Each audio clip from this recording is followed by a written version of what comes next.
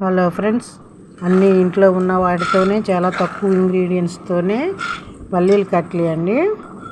2 కప్పులు పల్లీలు తీసుకున్నాను. లో టు మీడియం ఫ్లేమ్లో చక్కగా పొట్టుడే వరకు వేయించుకున్నానండి. చూడండి, చక్కగా పొట్టు ఉడుతుంది.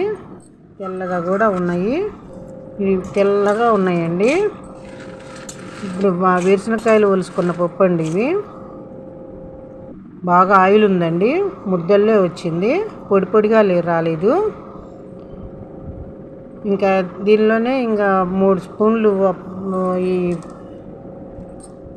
మిల్క్ పౌడర్ వేసుకొని కలుపుకున్నానండి.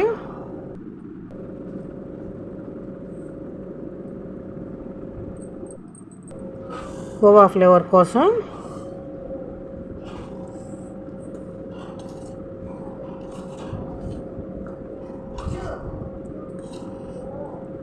చేత్తో పొడి పొడిగా వచ్చే వరకు కలుపుకున్నానండి.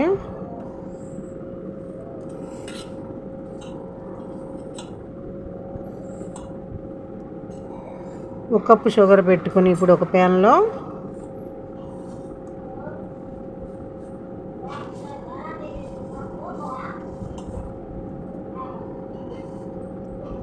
పాకంలో వేసుకున్న తర్వాత ఆ పిండి ముద్దలంతా కరిగిపోద్దండి. శుభ్రంగా కలిసిపోద్ది.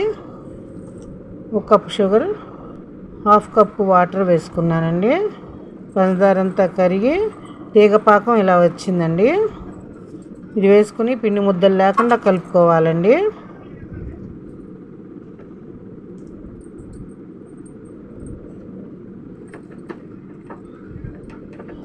లో ఫ్లేమ్లోనే పెట్టుకొని కలుపుకోవాలి. ఇలా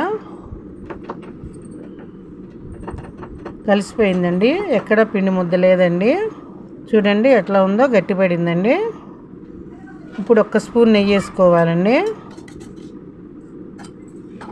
ఈ పల్లీల్లోనే బాగా ఆయిల్ ఉందండి. చూడండి, ప్యాన్ నుండి చక్కగా డివైడ్ అవుతుంది.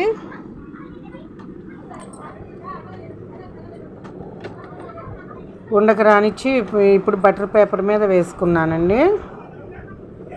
వీడియో నచ్చితే కనుక ఒక లైక్ ఇవ్వండి ఫ్రెండ్స్. మీ లైక్ వల్ల నా ఛానల్ మరింత ముందుకు వెళ్తుంది. సబ్స్క్రైబ్ చేసుకుంటే నేను పెట్టే ప్రతి ఒక్క వీడియో మీకు నోటిఫికేషన్ వస్తుంది.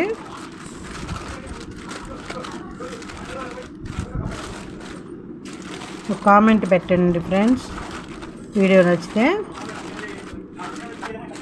ఈ పీసెస్ అనేది కొంచెం మందంగా కోసుకోండి. నేను పలచగా కోసుకుంటే అంత పీస్ నీట్నెస్గా అనిపించలేదు.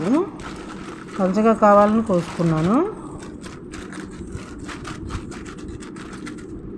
అప్పడాల కొరత చక్కగా వస్తాయి నీట్గా.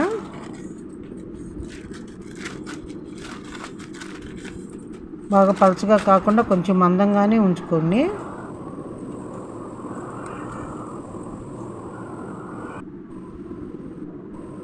మనకు కావాల్సిన షేప్లో కట్ చేసుకోవచ్చు.